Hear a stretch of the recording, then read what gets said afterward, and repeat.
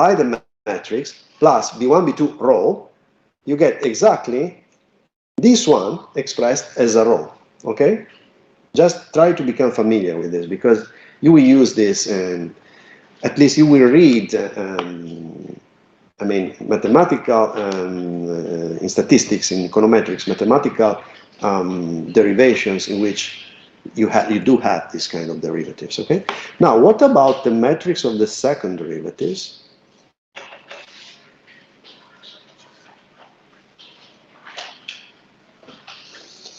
B is a vector of constants. If you take the derivatives, it becomes 0. 2 is a constant. It will remain 2 in the derivative. And this is x multiplied by a matrix of constants, okay? So what will remain here is just 2a.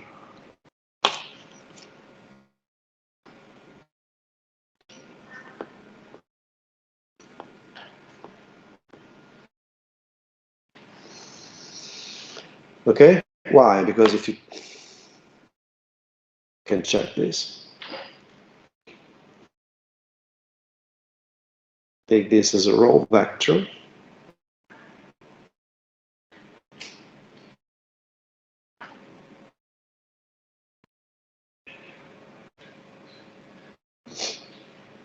So you have basically the gradient expressed as a row vector, but also as a column vector, because then the Hessian matrix doesn't depend whether you express the gradient as a row or a column, because it's just the matrix of the second derivatives, okay?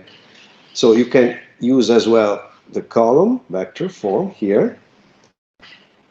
Okay, so this is the first derivatives. Compute the derivative with respect to x1 is 2a11. With respect to x2, 2a12. Go to the next row, 2a12, 2a22. It's 2a. Okay, so the Hessian matrix is clearly equal to 2a. So equal to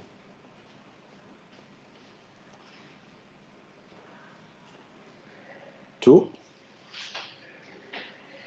It multiplies a11, a12, a21, a22. Okay, you can just look at the gradient and compute for each entry of the gradient the partial derivatives with respect to x1 and x2 again, put them in the Hessian matrix, and you get 2a.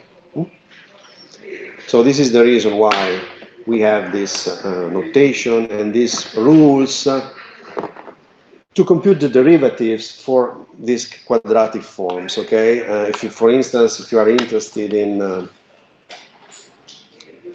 quadratic, linear quadratic models in economics, in finance, etc., you have to minimize such functions, and the first order conditions are written with matrix notation in this way. So this is a very important, at least for the notation, this is really important. Okay, so now I'm going to stop to take a break for 15 minutes.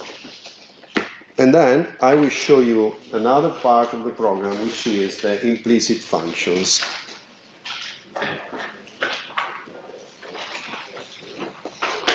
Okay, we're going to stop for about 15 minutes. And see you here again at about, say, 11.